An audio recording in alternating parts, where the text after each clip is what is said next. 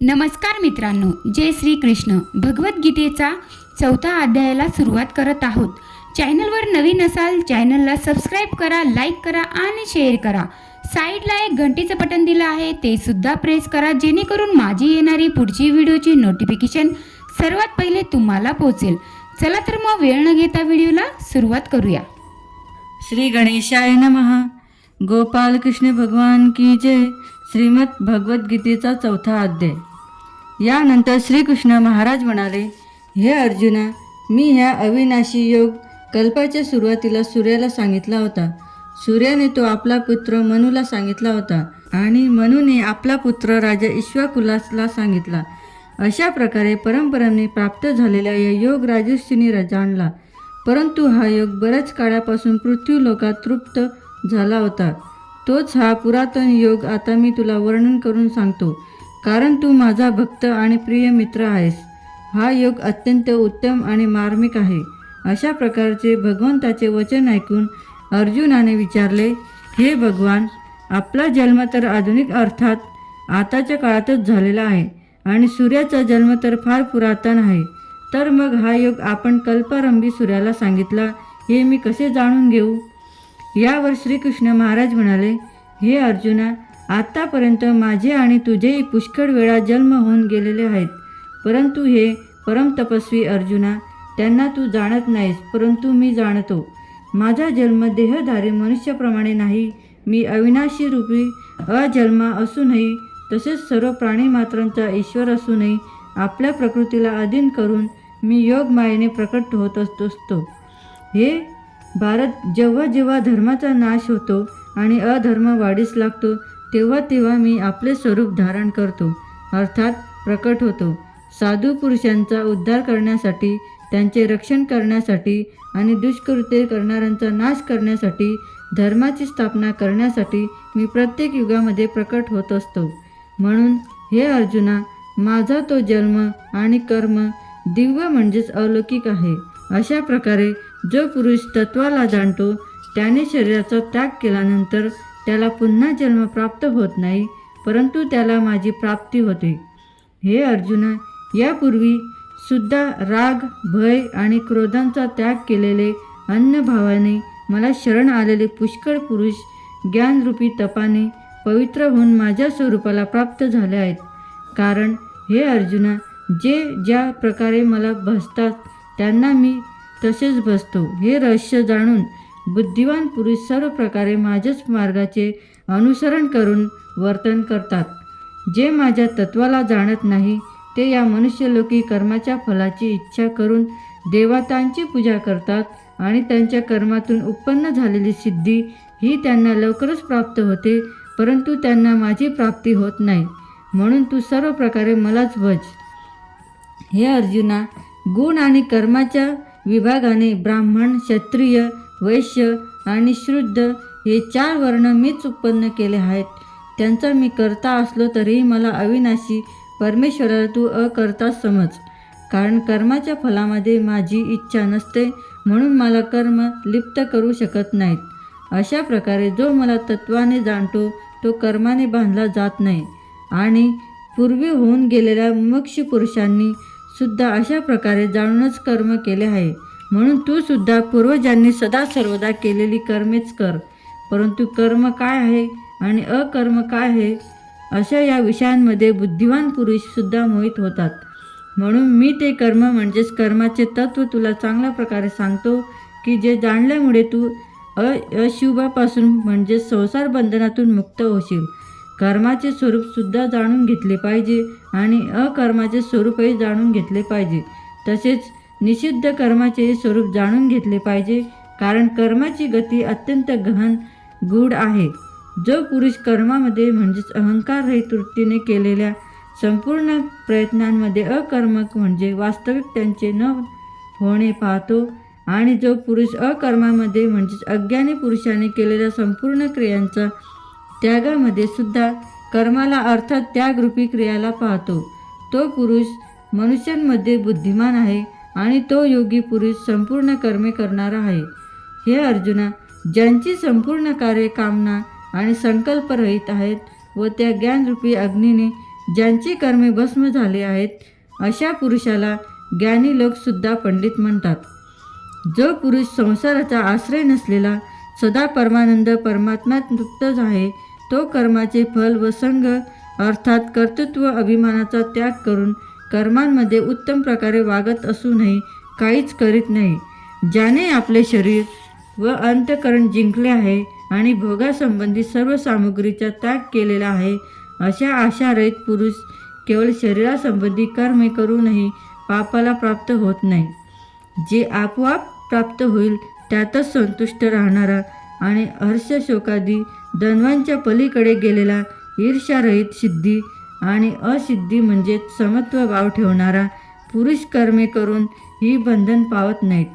कारण आसक्तीरहित ज्यांचे चित्त आत्मगानांमध्ये स्थित झाले आहे यज्ञासाठी आचरण करीत असलेल्या मुक्त पुरुषांची संपूर्ण कर्मे नष्ट होतात.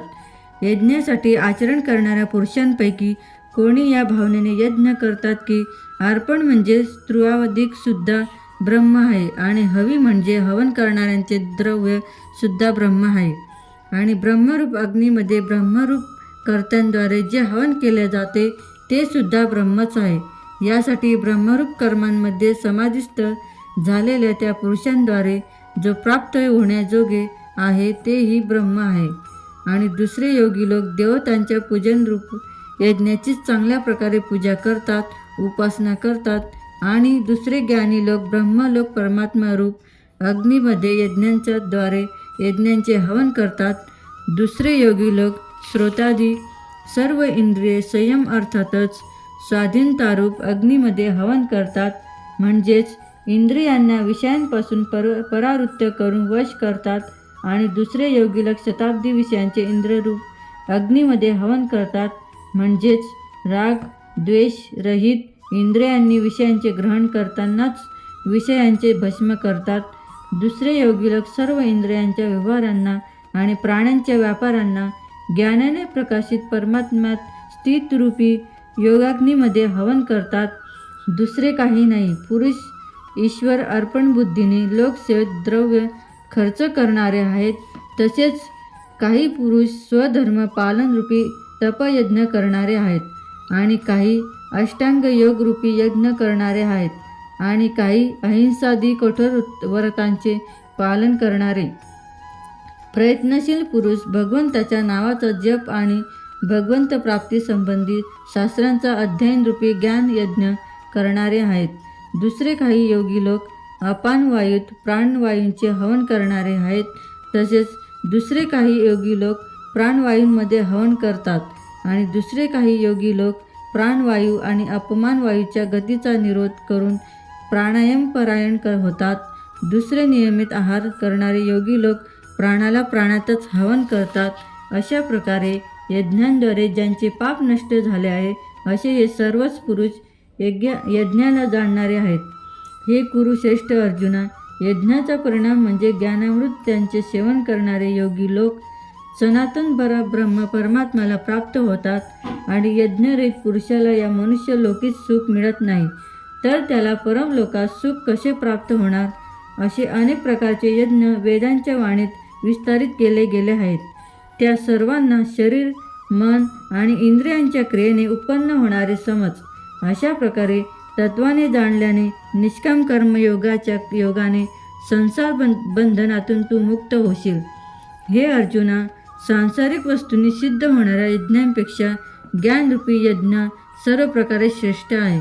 कारण हे पार्था, सर्व कर्मे ज्ञानातच शिल्लक उरतात म्हणजेच ज्ञान त्यांची पराकाष्ठा आहे. म्हणून तत्वाला जाणण्याचा ज्ञानी पुरुषांकडून त्यांना चांगल्या प्रकारे दंडवत प्रणाम करून सेवा करून आणि निष्कपट भावाने प्रश्न विचारून ते ज्ञान जाणून घे. मर्म जाणणारे ते ज्ञानी लोक तुला त्या ज्ञानाचा उपदेश करतील की जे जाणल्यामुळे तू अशा प्रकारे पुन्हा मोहाला प्राप्त होणार नाहीस. आणि हे अर्जुना, ज्या ज्ञानाच्या योगाने तू सर्वव्यापी अनंत चैतन्यरूप होऊन आपल्याच अंतर्गत समिष्ट बुद्धीच्या आधारावर संपूर्ण भूतमात्रांना पाहशील त्यानंतर माझ्या ठिकाणी अर्थात सच्चिदानंद स्वरूपामध्ये ऐक्य पाहून सर्वत्र सच्चिदानंद पाहशील. जरी कदाचित तू सर्व पापांमध्ये अधिक पाप करणारा असशील तरीही ज्ञानरूपी नौकेद्वारे संपूर्ण पापातून चांगल्या प्रकारे तरून जाशील. हे अर्जुना, ज्याप्रमाणे प्रज्वलित अग्नी इंधनाला भस्मसात करतो, त्याप्रमाणे ज्ञानरूपी अग्नी संपूर्ण कर्माला भस्ममय करून टाकतो. म्हणून या जगामध्ये ज्ञानासारखा पवित्र करणारे निसंशय दुसरे काहीच नाही. त्या ज्ञानाने पुष्कळ काळाने आपोआपच समत्वबुद्धीरूपी योगाच्या द्वारे चांगल्या प्रकारे अंतःकरण शुद्ध झालेला पुरुष आपल्या आत्म्यातच प्राप्त होतो. अर्जुना, जितेंद्रिय तत्पर असलेला श्रद्धाळू पुरुष ज्ञानाला प्राप्त होतो. ज्ञानाला प्राप्त होऊन त्याच क्षणी भगवत प्राप्तिरूपी परमशांतीला प्राप्त होतो. हे अर्जुना, भगवत विषय न जाणणारा श्रद्धाहीन आणि संशयी पुरुष परमार्थापासून भ्रष्ट होतो. त्यामध्ये संशयी पुरुषाला सुखही नाही आणि हा लोकही नाही, तसेच परलोकही नाही. म्हणजेच हा लोक आणि परलोक हे दोन्ही त्याच्याकरिता नष्ट होतात. हे धनंजय, समत्व बुद्धिरूप योगाने ज्याने संपूर्ण कर्मे भगवंताला अर्पण केले आहेत आणि ज्ञानाच्या योगाने ज्यांचे सर्व संशय नष्ट झाले आहेत, अशा परमात्मापरायण पुरुषाला कर्मबंधन करीत नाहीत. म्हणून जे भरतवंशी अर्जुना, तू समत्व बुद्धिरूप योगात स्थित हो आणि अज्ञानाने उत्पन्न झालेल्या तुझ्या हृदयात स्थित असलेल्या आपल्या संशयाचे ज्ञानरूपी तलवारीने छेदन करून युद्ध करण्यासाठी उभा राहा. याप्रमाणे श्रीमद भगवद्गीता रूपी उपनिषद व ब्रह्मविद्या आणि योगशास्त्र याविषयी श्रीकृष्ण व अर्जुन यांचे संवादातील ज्ञान कर्म संन्यास योग नावाचा 4था अध्याय समाप्त झाला. श्री गणेशाय नमः. गोपाल कृष्ण भगवान की जय.